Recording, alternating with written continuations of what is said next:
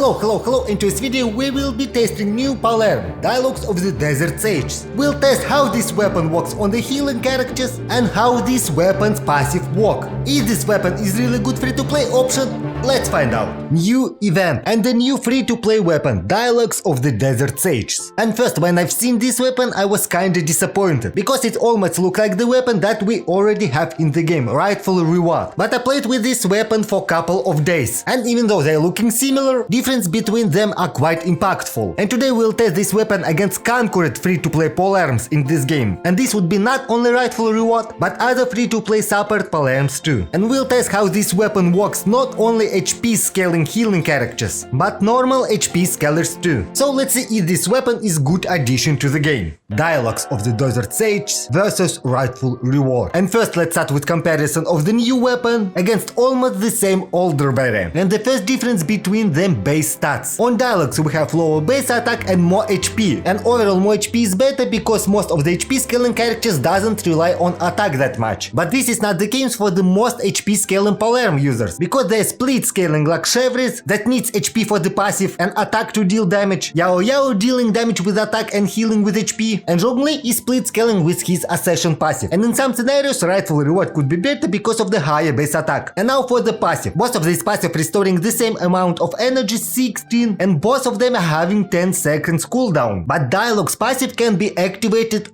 only on the character that can heal, and Rightful Reward passive can be activated on any character, because you just need to be healed. You can even heal yourself. And on the first side, Rightful Reward passive is way better. But the problem with Rightful Reward that some characters has delayed healing on their skills, and because of that sometimes you restoring 0 energy in your rotations. And we'll see on this problem closely when we'll go for the characters. But if we go for the Dialogues passive, as you can see we have 10 seconds cooldown, and this passive can be activated off field. And because of that we can activate Dialogues twice per rotation, which will give us 32 energy and will completely solve our energy problems. So what we have in the end? Rightful Reward has more universal passive, but some characters has problems to activate that. Dialogues has more restricted passive, but value of 32 energy is that high that this is completely outperform previous weapon. And to better understanding that, we'll test this weapon on every character. Chevreuse.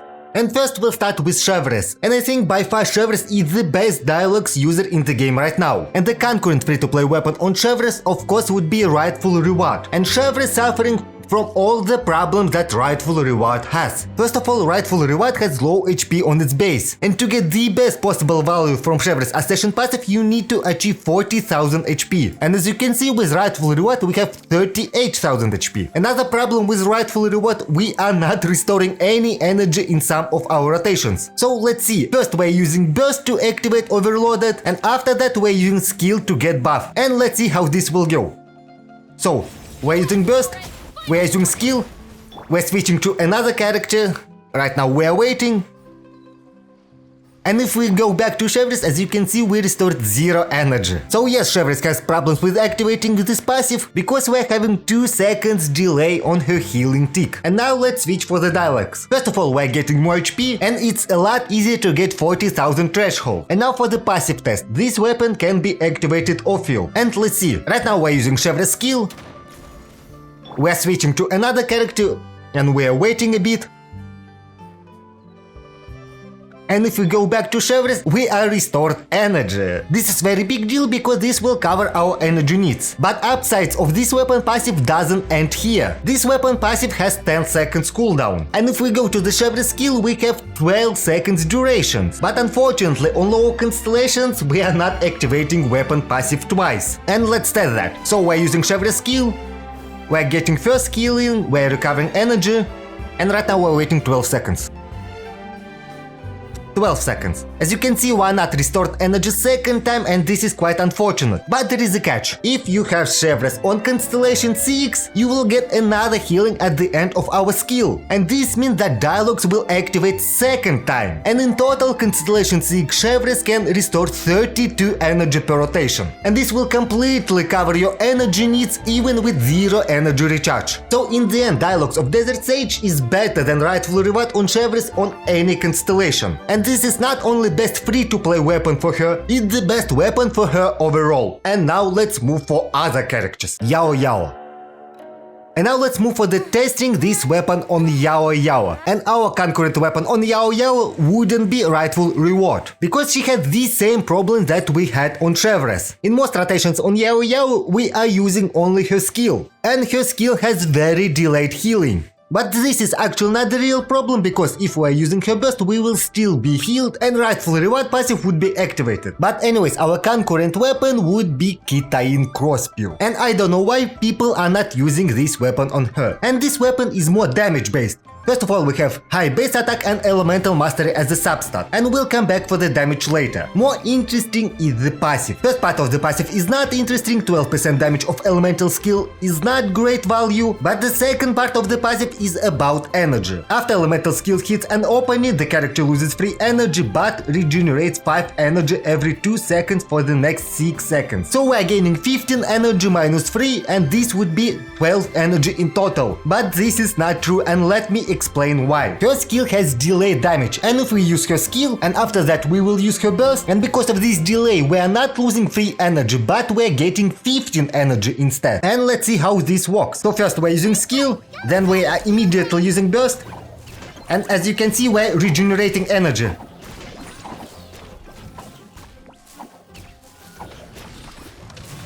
And we've got almost our burst back, which is pretty interesting. Another good thing about Kitain Crossspear, it can be activated off field. And even if we are using only her skill and after that switching to another character, if we go back to Yao Yao, as you can see, we're still recovering energy, which is pretty good. Now for the downsides of this weapon. Here we have 10 seconds cooldown on energy restorations, and Yao Yao's skill has 10-second duration. But we already know that it's delay damage and we can deal damage even after 10 seconds is passed. In theory, we can deal damage even after 15 seconds. But the truth is, in real battle conditions, this will not happen. And to prove that, let's try to do it. So I'm using Yao Yao's skill, and let's see. We're starting recovering energy right now, and as you can see, passive not activated second time, and we don't have energy regeneration now. And now for the dialogues. And on the dialogues we have lower base attack and HP percentage, which will increase our healing. But I'm personally not seeing any reasons to increase Yao Yao's healing. Healing on her skill is quite low. But if we're not taking a lot of damage, this would be enough. And if for some reason we've took a lot of damage, we will use her burst anyways. And will heal you to full anyways, even with sub DPS build. So for me personally, HP substat for Yao Yao is a downgrade. And now for the main reason why this weapon is still very good on Yao Yao, the passive. We already know that this passive has 10 seconds cooldown and Yao Yao's skill has 10 seconds duration too. But if we go for her second accession passive, we can prolong healing to 15 seconds. So in the fight we'll get Dialogues passive activation twice for 32 energy, which is really important for Yao Yao with HD energy burst. And as always, let's make the proof. So let's use Yao Yao's skill, but we need to stay close for the enemy. So we already activated passive once. And right now, we've got second activation.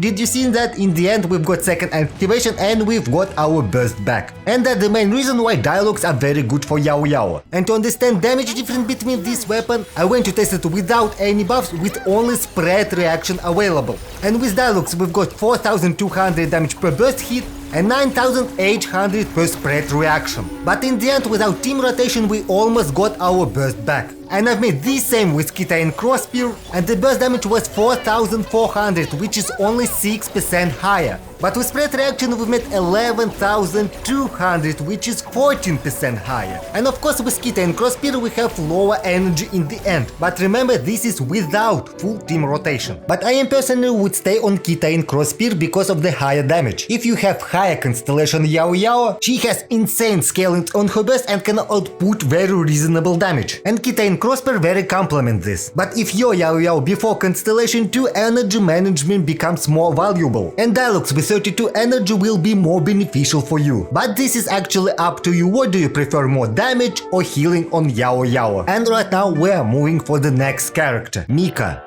And now we're moving for another HP scaling healer, Mika. And concurrent weapon again wouldn't be Rightful reward. And it's because Mika is not getting value from high base attack. Mika has one of the worst sub DPS potentials in the entire game. And 16 energy value is not good for him, and let me explain why. Our concurrent weapon would be Favonius Land. And we need to understand how Favonius passive is actually works. As we can see, this weapon generates free particles that can restore 6 energy. And benefit of this weapon that you can catch these particles not only with Mika but with other characters too. But these benefits doesn't end here, because these particles generating energy for the off-field characters too. And if you have 4 characters in the party, the one who catches particles will generate 6 energy, but every off-field character will generate 3.6 energy too, which in total give us 16.8 energy for the team. And I think by far it's better than generating 16 energy for only Mika. So let's quickly see how it works. Let's remember how much energy we have on Chevreuse.